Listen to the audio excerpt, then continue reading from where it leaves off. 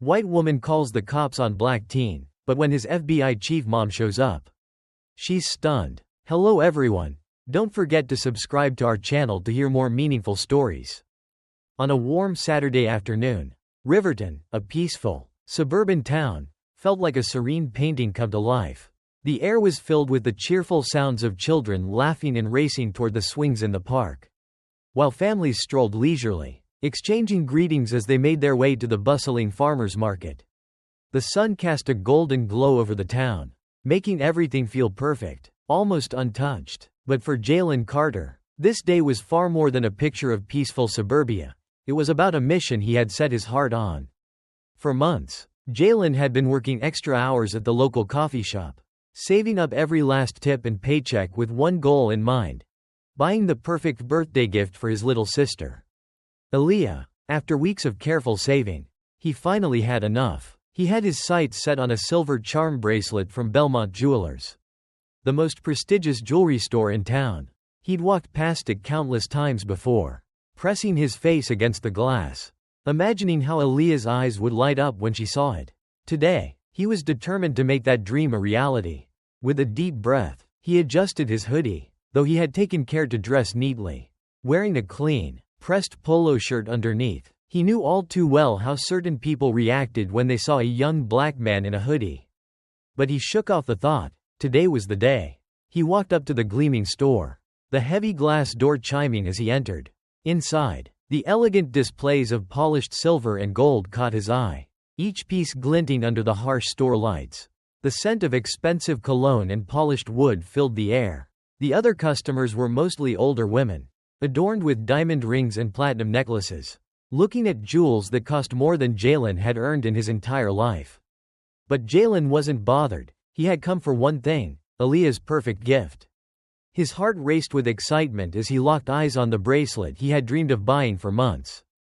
As Jalen approached the counter, his excitement grew. He was so close now, the bracelet just within reach. But as his hand hovered near the glass, something in the air shifted. Behind the counter, Margaret Whitmore, a middle-aged woman with perfectly styled blonde hair and a sharp, calculating gaze, noticed him. Her once neutral expression hardened slightly, her lips pressing into a tight line as her eyes narrowed. Jalen felt the shift immediately, the familiar, invisible weight of suspicion settling on him. Like a dark cloud, he had seen that look before, a look he couldn't avoid no matter how hard he tried. He had walked into stores like this before, always feeling like he didn't quite belong, like people were wondering what he was doing there. But he ignored it. Today was about Aaliyah, not about the uncomfortable stares. He approached the counter with a polite smile, his voice steady as he pointed to the bracelet. "I'd like to see that one, please," he asked, his calmness betraying none of the tension building in his chest. Margaret didn't respond immediately. She simply tilted her head, her arms folding across her chest, her gaze still fixed on him, as if evaluating him. "Are you sure?" she asked, her voice dripping with condescension. "That one's quite expensive." The words felt like a challenge, as if she doubted his ability to afford it. Jalen's stomach tightened, but he kept his expression neutral. He reached into his pocket, pulling out the money he had worked so hard to earn. "I'm sure," he said firmly, showing her the neatly folded bills. Margaret's eyes flicked to the cash for a moment before narrowing in disgust, and she hesitated, not moving to retrieve the bracelet. Instead, she scoffed quietly, a soft sound of disbelief. "Where exactly did you get all that money?" she asked, her tone casual, but the accusation hung in the air. Jalen felt a flash of anger rising in his chest, but he fought to control it. "I work at Parker's Coffee House," he said, enunciating each word clearly. "I saved up for this."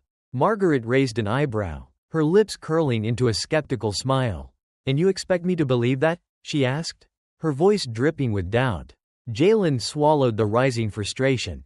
"Yes," he said flatly, but the hurt was already creeping into his words. Margaret, undeterred, tapped her nails against the counter, eyes glinting with suspicion. "Well, I've been working here a long time, kid," she said, finally pulling out the velvet tray with the bracelet. "I know when something doesn't add up." Jalen's fists clenched at his sides, but he forced himself to relax. This was supposed to be a simple purchase, not a confrontation, but Margaret's words stung. He reached out, picking up the bracelet, admiring it for a moment, the charms glinting under the harsh store lights. Just as he turned it in his fingers, the bracelet slipped. It fell from his hand with a soft clink, bouncing once on the glass counter before landing on the tiled floor. Jalen's heart skipped a beat. Before he could even react, Margaret shrieked, her voice sharp and cutting through the quiet store like a knife. "Oh my God, I knew it," she yelled, her voice high with outrage. The room seemed to freeze, all eyes turning toward them. Jalen's chest tightened, his mind racing as Margaret pointed at him, her finger jabbing in his direction. "I knew you were up to something," she cried. "You were trying to pocket it, weren't you?" Jalen's blood ran cold as the weight of her words crashed into him. He opened his mouth to protest, but the words stuck in his throat. He hadn't stolen anything, he just wanted to buy a gift. But it didn't matter. In Margaret's eyes, he was already guilty. The sound of approaching sirens cut through the tension, and Jalen's pulse quickened. He knew what was coming. The sirens grew louder, and his stomach twisted with dread. The store fell into an uncomfortable silence as Margaret's words echoed in the air. Jalen stood there, frozen, as every eye in the room bore down on him. His chest felt tight, suffocating under the weight of judgment. The harsh fluorescent lights above seemed to flicker, amplifying the tension in the air. He could feel the eyes of the customers, their gazes heavy with suspicion, shifting between him and the fallen bracelet on the floor. A woman in a floral dress clutched her purse tighter, as if the mere presence of a young black man in the store had turned it into a danger zone. The room was thick with the undercurrent of fear, and Jalen could taste the bitterness of it on his tongue. He wanted to shout, to scream that he hadn't done anything wrong, but he knew better. He had learned the hard way that in moments like this, words didn't matter. His voice would be drowned out by their preconceived notions, their unspoken assumptions. He had been here before, felt this way before, branded as guilty without a single shred of evidence. His fists clenched by his sides, his body trembling with a mixture of anger and helplessness. But he kept still. Any sudden movement could make everything worse. Margaret's voice broke through the air once again, this time sharp and commanding as she dialed the phone. "Get the police here now," she demanded, her words harsh, dripping with self-righteousness. "We've got a thief, young black male in a hoodie, trying to steal from us." Each word she spoke felt like another nail in the coffin, each syllable building the false narrative she was eager to cast. Jalen's breath caught in his throat as the weight of her accusation settled deeper into his bones. He hadn't stolen anything. He was just trying to buy a bracelet for his sister. But to Margaret, and now to the rest of the room, he was already guilty. In the distance, the sound of sirens wailed, growing louder by the second.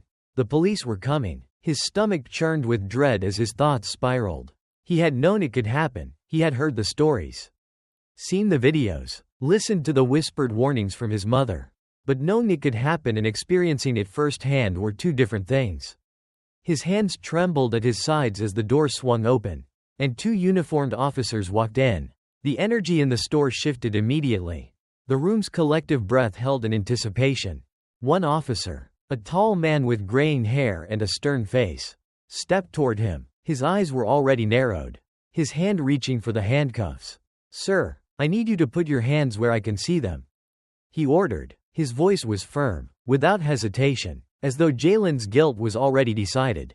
Jalen's chest tightened further, his body screaming to flee, to fight back, to do anything, but he stayed still, forcing himself to breathe, to remain composed. He wasn't going to make this worse. Not for him, and certainly not for his family. "I didn't do anything," Jalen managed to say, his voice low but firm, trying to keep control, trying to stay calm. Margaret's voice, however, cut through his defense like a blade. "Are you seriously going to stand there and argue after I caught you?" she sneered. Her eyes flicked to the bracelet on the floor, the same bracelet that had slipped from his fingers in an innocent accident. "You thought you could get away with it, didn't you? I know you're kind." Her words stung, every syllable heavy with her disdain. The racism was clear, blatant, and suffocating. Jalen flinched at her words, his body aching with the weight of the unjust accusation. He wanted to scream, to make her understand, but he knew it wouldn't matter. She had already made up her mind. He could see it in her eyes, the certainty that he was a criminal, that he was guilty just because of how he looked. Then, as if the universe itself was offering a moment of justice. Jalen took a deep breath, steadying himself. He knew he couldn't fight this alone. Not in this moment. Call my mother, he said, his voice firm, stronger than he felt. Blake, the officer, scoffed, rolling his eyes. You can make your phone call at the station, he retorted, but Jalen wasn't asking for permission. No, he said, his tone unwavering. Call my mother now. Margaret scoffed, clearly dismissing his request. Oh, sure, let him call mommy, she mocked. What's she going to do? Tell you to scream for justice? The cruelty in her words made Jalen's blood boil. But he didn't respond. He simply reached into his pocket. Pulling out his phone, he dialed the number, his fingers steady despite the storm raging inside him. Mom, he said when she picked up, his voice quiet but urgent. I need you at Belmont Jewelers now. The store seemed to hold its breath as Jalen stood there, his heart hammering in his chest. The sirens grew louder, but time seemed to stretch as the officers moved in. The tension in the room was thick, a palpable weight in the air. Margaret stood like a triumphant queen, her posture exuding satisfaction, her eyes gleaming with false certainty. She had won, she had made her accusation. And now, the law was on her side. Jalen was just another black boy who had walked into her store. And now he would pay the price for his audacity. Jalen's hands curled into fists at his sides. The urge to shout, to fight back, clawing at him. But he knew better. Every instinct told him to keep still, to keep calm. He had seen how these situations unfolded on the news, how a moment of panic could escalate into something far worse. He had learned that if he made one wrong move, one sudden gesture, everything could change. He had to be still. He had to stay calm, even though the anger inside him threatened to explode. His mother had taught him the importance of composure in moments like this. Even when everything in his body screamed for him to react. The door to the store swung open with a sharp rush of air, and two uniformed officers stepped inside.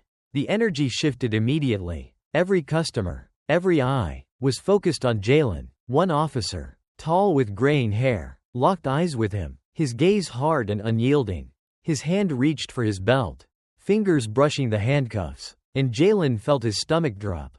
Sir, put your hands where I can see them, the officer barked, his voice blunt, as if it were the most natural thing in the world to treat a young man like a criminal without question. Jalen's breath hitched, his fingers twitching by his sides. But he didn't move. He knew the consequences of a single misstep. I didn't do anything, Jalen said, his voice steady but his heart racing. His words barely seemed to register. Margaret was already yelling, pointing at him like he was a thief caught in the act. He's the one, she said, her voice a shrill accusation. He tried to steal from us. The officer, Sergeant Blake, was already moving toward him, the handcuffs now in his hands, his expression unmoved by Jalen's protest. But in that moment, something flickered in Officer Doyle, the younger of the two. His gaze wavered, uncertainty flashing in his eyes as he looked between Margaret, the bracelet on the floor, and Jalen. It wasn't much, but it was enough for Jalen to hold on to. Maybe, just maybe, he wouldn't be arrested without cause. Call my mother, Jalen said again, more forcefully now, his voice carrying the weight of quiet authority. The words hung in the air, and Margaret scoffed, clearly unimpressed. Oh, sure, she sneered, let him call mommy. What's she going to do? Tell you to scream for justice? Her words were meant to belittle him, to strip him of any shred of dignity. But Jalen didn't flinch, he didn't react, he just stared at her, calm, despite the fury that burned in his chest. Reaching into his pocket, he took out his phone with steady hands and dialed his mother's number. His heart beat faster with each ring. Mom, he said when she answered, his voice low but full of purpose. I need you at Belmont Jewelers right now. The officer, Blake, scowled, irritated by the delay, but Doyle seemed to hesitate, his eyes flicking between Jalen and the door. He hadn't said a word, but the look in his eyes told Jalen that maybe, just maybe, there was a small chance that not everyone was so quick to assume guilt based solely on appearance. The door opened again, and the air seemed to shift. Simone Carter walked in. The moment she stepped inside, the room stilled, as though the entire store had collectively held its breath. She moved with an authority that demanded attention. Her sharp eyes scanned the scene, taking in the situation in a heartbeat.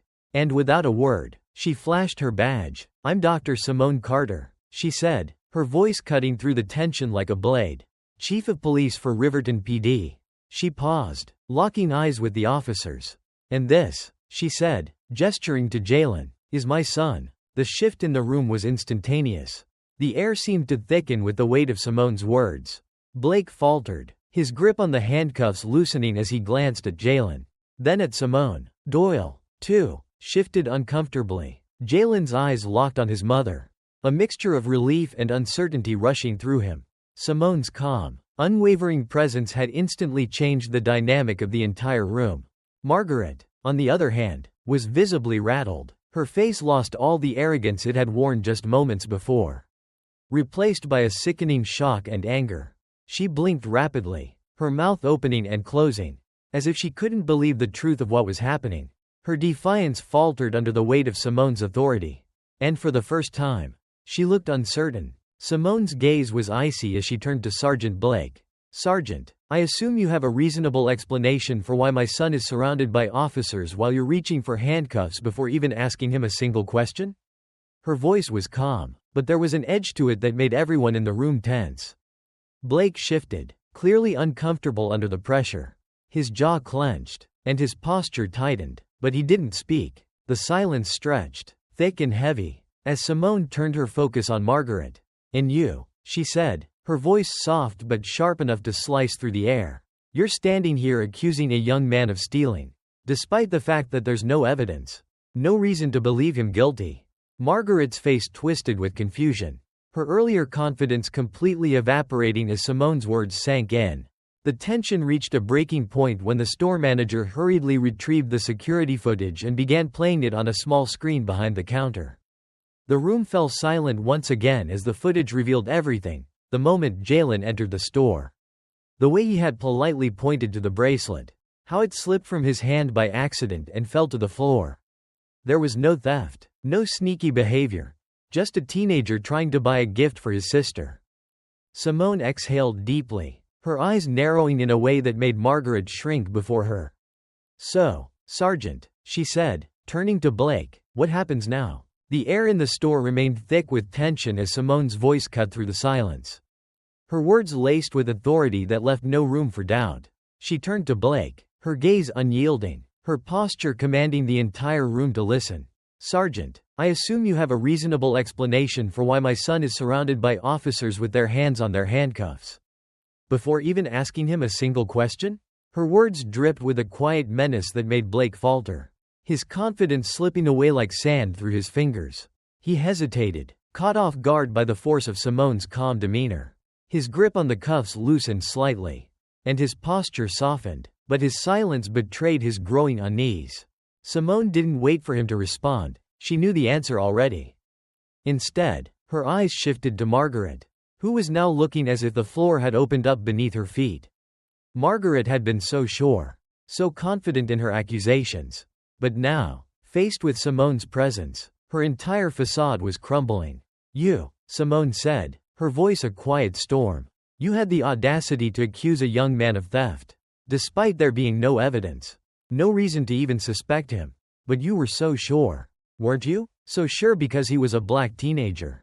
And in your mind, that was enough to condemn him." Margaret's mouth opened and closed, her attempts at speaking failing her as she struggled to form words. The smug expression she had worn just moments before was gone, replaced by panic and uncertainty. Simone took a slow step forward, her eyes never leaving Margaret's. "Do you have an explanation for this? Do you understand the gravity of what you just did?" Margaret couldn't meet her gaze. She shifted her weight uneasily, her eyes darting from Simone to Jalen, and then to the officers who were now standing awkwardly, their hands at their sides, unsure of how to proceed. It was as if the entire store was holding its breath, waiting for someone, anyone, to make the next move. The store manager, who had been standing frozen in the background, now looked ready to disappear. He glanced nervously between Simone, Blake, and Margaret, unwilling to make eye contact with anyone. Simone's gaze swept across the room, and it was as if the entire space shrank under the intensity of her presence.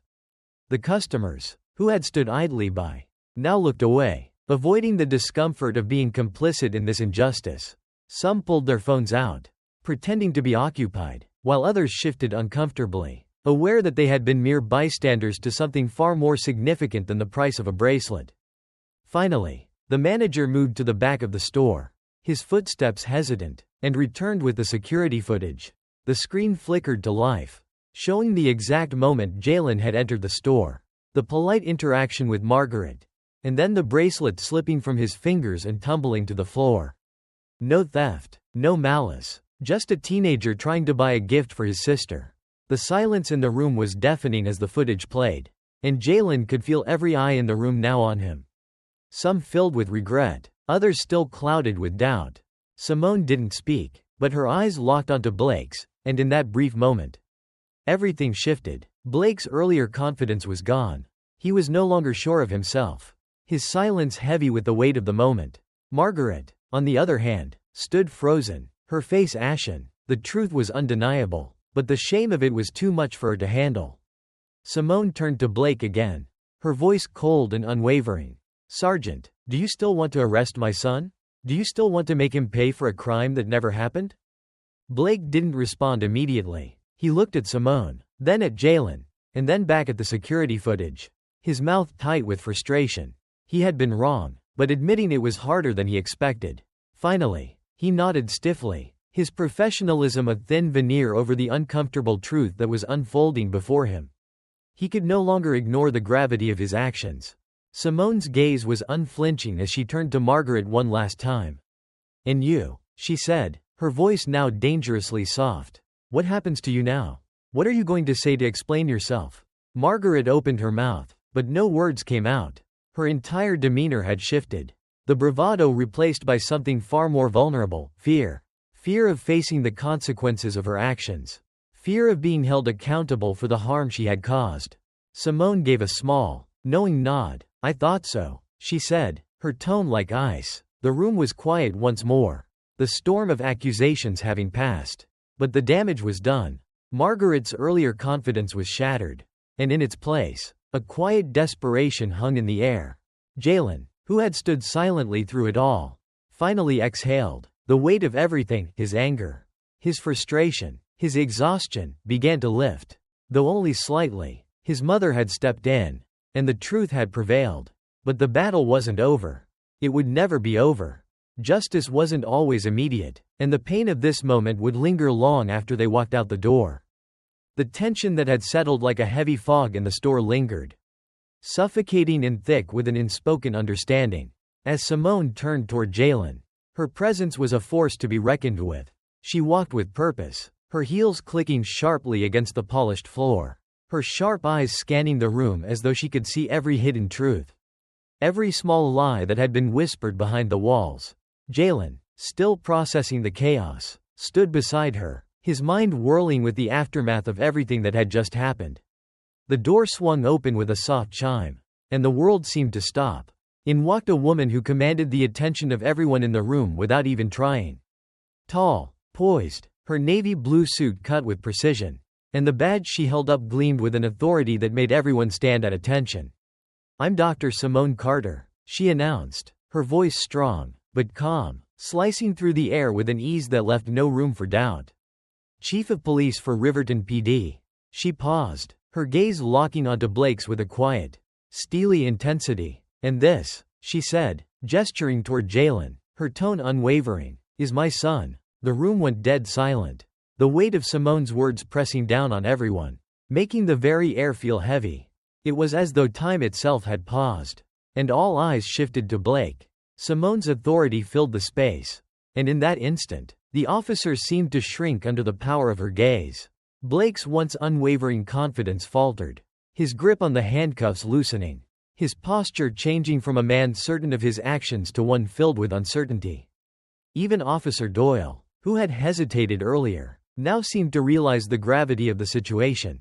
The other customers, who had been silent witnesses to the unfolding drama, now seemed to understand the true nature of what had been happening. And some exchanged glances, a flicker of recognition in their eyes. Margaret, however, reacted first, her face twisted in disbelief, her expression morphing from the smug satisfaction of a person who thought they had won to one of panic. She blinked, her mind seemingly trying to reconcile the situation that had just shifted in front of her. "What?" she stammered, her voice trembling, no longer filled with the venom she had once carried. This is your son?" Her words were barely audible, a far cry from the accusatory tone she had used earlier. She took a step back, as though trying to physically distance herself from the reality that had just set in. Her body language screamed denial, a futile attempt to hold on to the power she had assumed she possessed. Simone didn't flinch, her expression like stone. Her eyes remained locked on Margaret, piercing through the older woman with a look that stripped away the pretense, exposing her for what she truly was. "Sergeant," Simone continued, her voice cold but controlled, "I assume you have a reasonable explanation for why you were about to arrest my son without any evidence." "Without even a single question asked?" Blake shifted uncomfortably, his eyes darting between Simone and Jalen, but he offered no answer. The silence stretched on, thick and oppressive, as Blake wrestled with the weight of his own actions. Simone's gaze didn't waver, and the intensity of it was enough to make even the bravest step back. "You walked in here," she said slowly, each word calculated, "saw a young black man, and immediately decided he was guilty, without knowing a single thing about him. No questions, no facts, just assumptions." Margaret, flustered and desperate to regain some semblance of control, spluttered, "He tried to steal from me. I saw him. He dropped the bracelet, and when I caught him, her words caught in her throat, unable to form the defense she was hoping for, especially now that the truth was plain for everyone to see. Simone cut her off, her voice razor sharp. "You accused him of stealing without a shred of evidence. You saw what you wanted to see, Margaret, and now, we're going to make sure you answer for it." The store fell into an even heavier silence as the room watched. No longer an audience of passive bystanders, but a group of people who had been forced to confront their own complicity in this moment. The manager, who had stayed hidden in the background, now moved awkwardly to the counter, retrieving the security footage as if it were a lifeline. The grainy video flickered onto the screen, showing Jalen's entry into the store, the polite exchange with Margaret, the brief moment of the bracelet slipping from his fingers, and then nothing. No theft, no malice. Just a young man trying to buy a gift. Simone's voice cut through the silence once more. "Did you check the footage, Sergeant?" Her tone was low, but there was a menace in it that Blake couldn't ignore. "Did you do your job? Or were you too busy making assumptions?" Blake didn't respond immediately, the truth of the situation settling in. His face tightened, and he nodded reluctantly. "We were just about to," he muttered, though his words lacked conviction. Simone's eyes locked onto him, and she didn't need to say anything more. The weight of her presence alone was enough to make Blake second-guess every decision he had made. "Check the footage," Simone said simply, her voice leaving no room for argument. Moments later, the footage confirmed what everyone had feared. No crime had been committed. Jalen hadn't stolen anything. There was no evidence of any wrongdoing. Just a teenager who had made an honest mistake by dropping the bracelet. The silence in the room was deafening. And for a brief moment, the only sound was the faint hum of the store's air conditioning. Blake shifted uncomfortably, his earlier confidence now shattered, while Margaret's face turned pale, the full weight of her actions crashing down on her. She had been caught, and there was no going back. Simone, her eyes still locked on Margaret, spoke again, her voice now dripping with contempt. "So, Margaret," she said, each word carefully measured, "I hope you're ready to explain how this all went so horribly wrong. You've just falsely accused my son, and now we'll make sure you answer for it." Simone's voice, sharp and commanding, reverberated in the silence that followed, her gaze never wavering from Margaret's trembling form. The tension in the store was thick enough to slice through, and for a moment, everything seemed frozen in time. Margaret, having realized the magnitude of her blunder, stood rigid, her eyes wide with panic. She opened her mouth several times, but no words came out, just shallow breaths, betraying the realization that she had been utterly outplayed. She was no longer the person in control. Simone was. Jalen stood by his mother, quiet but resolute, watching the woman who had tried to tear his dignity to shreds now cower under Simone's gaze.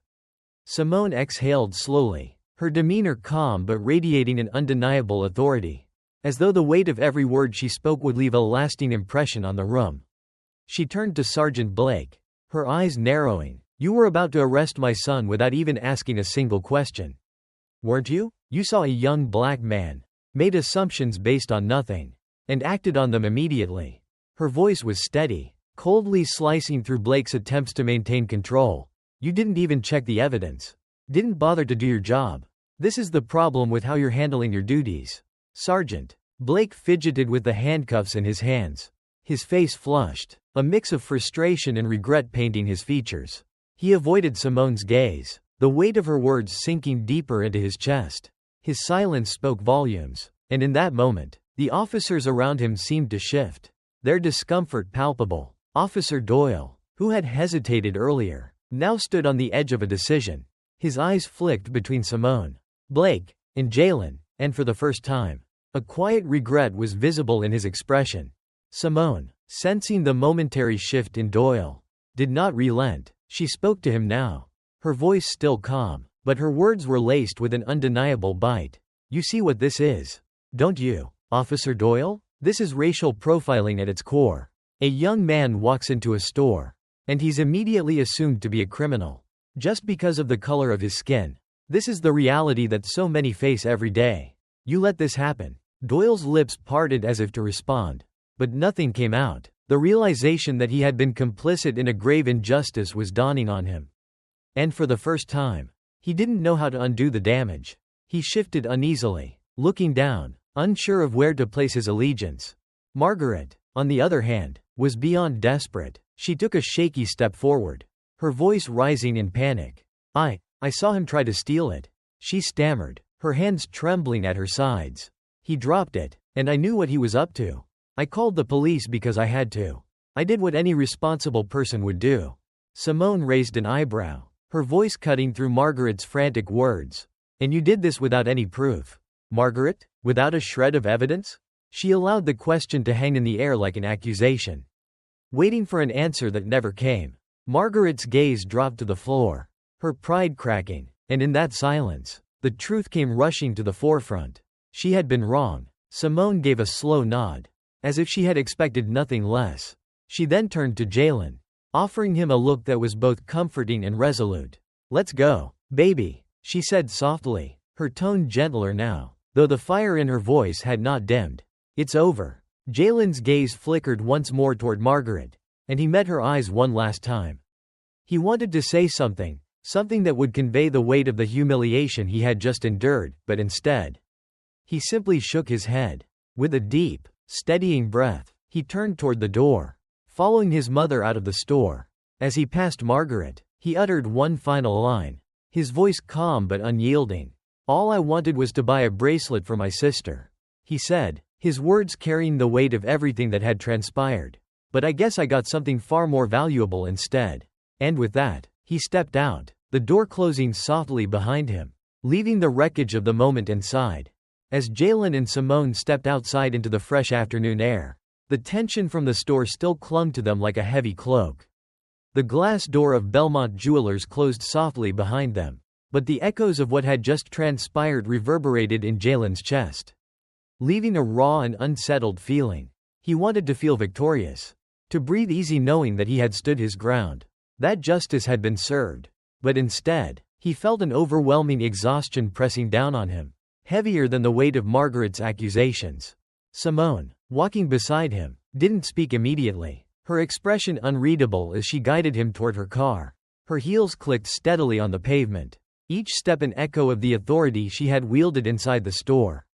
But Jalen could sense the quiet fury emanating from her, the deep exhaustion that came from fighting this same battle over and over again. He glanced sideways at her, his thoughts swirling, and for a moment, they both walked in silence, the weight of the world around them pressing down. Finally, it was Simone who broke the silence, her voice calm but carrying the undercurrent of all the things they had fought for. Are you okay? Jalen paused, exhaling deeply, staring at the dashboard of the car as if the answer to her question might be hidden there. I don't know, he admitted, the words slipping out in a heavy rush. I should feel better. I should feel like I proved something. Like I won. But it doesn't feel like that. It feels like the same old thing all over again. Simone's hand tightened on the steering wheel, her fingers pressing deep into the leather. the sound of the engine filling the silence between them. She didn't answer immediately, but Jalen knew she was choosing her words carefully. When she spoke again, her voice was softer, but no less powerful. You shouldn't have had to prove anything in the first place. Jalen's throat tightened, the weight of her words sinking in. Yeah, he muttered, frustration still bubbling beneath the surface. But I stood there, listening to her talk about me like I wasn't even human. Like I didn't belong there. And even when she got caught, when she knew she was wrong, she couldn't even say the words. Simone exhaled slowly, her gaze unwavering as she focused on the road. You can't make people see you, Jalen, if they've already decided you're invisible.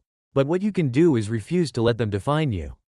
You show them who you are. Every single day, even when they refuse to look. Jalen clenched his jaw, the weight of her words both comforting and heavy. It's just, it never feels like enough, he said, his voice barely above a whisper. Like, no matter how many times I fight back, it's still the same thing.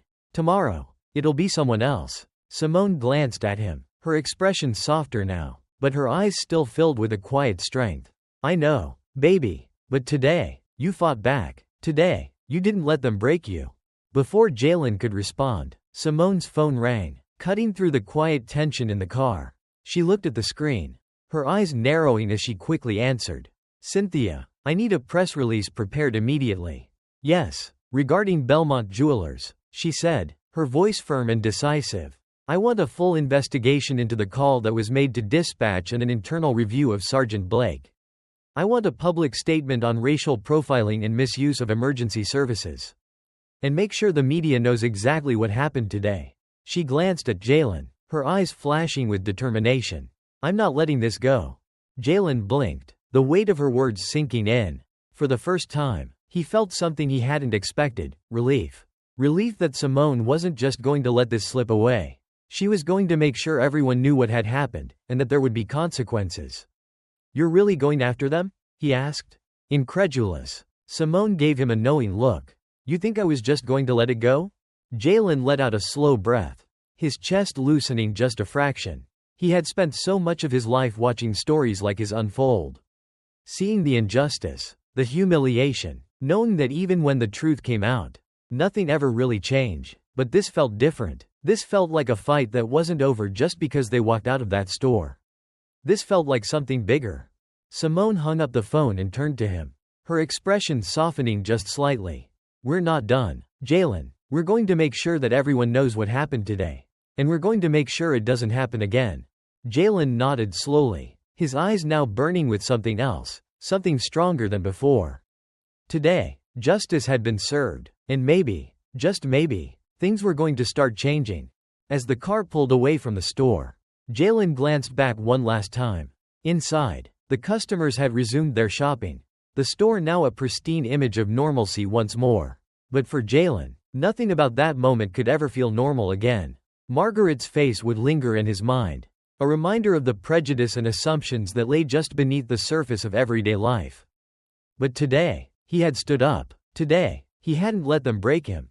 And maybe, just maybe, it was a small step towards something greater. 3 days later, Belmont Jewelers was all over the news. The story of Jalen's unjust accusation had gone viral, with social media buzzing in outrage, and the local news stations running full segments about the incident. The public response was swift and unrelenting. Outraged customers left one-star reviews flooding the store's Yelp page. And even more people were demanding accountability.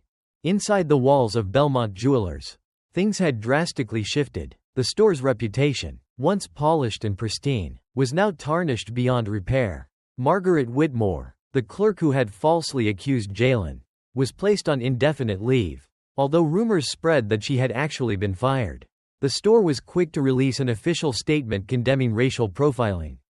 They had no choice, not after the footage that had surfaced, showing exactly how Margaret had unjustly accused a young black man of theft without any evidence to back her claims. The fallout was swift and unavoidable. Sergeant Blake, who had been all too eager to detain Jalen without question, also found himself under investigation after bodycam footage revealed just how quickly he had moved to arrest Jalen. Despite the lack of evidence, as Jalen scrolled through the news articles on his phone, the weight of the coverage didn't quite bring him the satisfaction he thought it would. There should have been a sense of triumph, of vindication. But all he could think about was how easily things could have gone differently. What if his mother hadn't arrived in time? What if Officer Doyle hadn't hesitated? What if there hadn't been security cameras to prove the truth? His mind wandered, contemplating the countless ways this could have turned out in a way that didn't involve him being put through such a humiliating ordeal. His thoughts were interrupted by a cheerful squeal coming from the living room. "Jalen, Jalen, look what Mom got me." Jalen barely had time to register what was happening before his little sister, Aaliyah, burst into the room, holding out the silver charm bracelet he had so carefully chosen for her. The charm bracelet gleamed under the living room light as she waved it excitedly in his face. "It's perfect. I love it." Aaliyah's face was filled with genuine joy, her smile wide and bright as she jumped onto the couch beside him. Jalen's chest tightened as he watched her, feeling a pang of guilt and frustration. "You like it, Aaliyah?" he asked, his voice quieter than he intended. "Are you kidding? It's perfect," Aaliyah responded, her face lighting up, but then, her excitement faltered slightly, a small frown appearing on her face. "But, I thought you were gonna get it?" Jalen hesitated, the memories of everything that had happened over the past few days flooding back. His mother had made sure his sister still got the bracelet, but the thought of stepping foot in that store again, of seeing Margaret's face or feeling the judgment of those customers, was too much. It had all been too overwhelming. He wasn't ready for that. "I picked it out," he said finally, forcing a smile, the weight of the moment settling heavily in his chest. "That's what matters, right?" Aaliyah grinned widely, her eyes full of excitement and gratitude. She flung her arms around him in a quick hug, then dashed off to show their mom again. Jalen watched her go, his heart heavy. Maybe it wasn't a perfect ending. Maybe he would never feel completely at peace with the events that had transpired.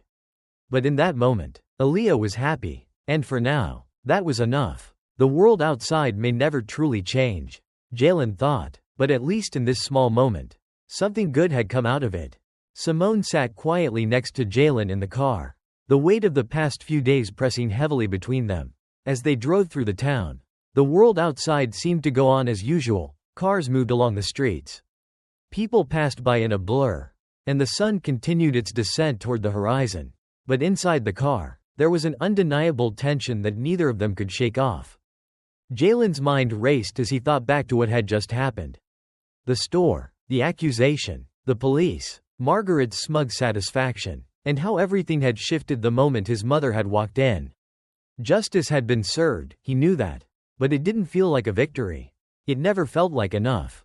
Because no matter how many times he proved he was innocent, the battle never seemed to end. There was always another store, another encounter, another moment where someone would see him and see only his skin, not his character. He turned his gaze toward the window, unable to hold back the frustration gnawing at him. "I just don't get it," he muttered, his voice thick with exhaustion. "How do you fight back against something this deep? How do you make people see you as a person when they've already decided you're not?" Simone's eyes flicked to him for a moment, but she said nothing. She focused on the road, her hands gripping the steering wheel, the lines of tension in her jaw tightening with every word he spoke. Finally, she exhaled, her voice soft but unyielding. "By refusing to let them define you," she said, her words quiet but powerful. "By making sure that no matter what they see when they look at you, you know who you are. By showing them, over and over again, that they're wrong, even when they refuse to admit it." Jalen let out a bitter laugh, his fingers drumming on his knees.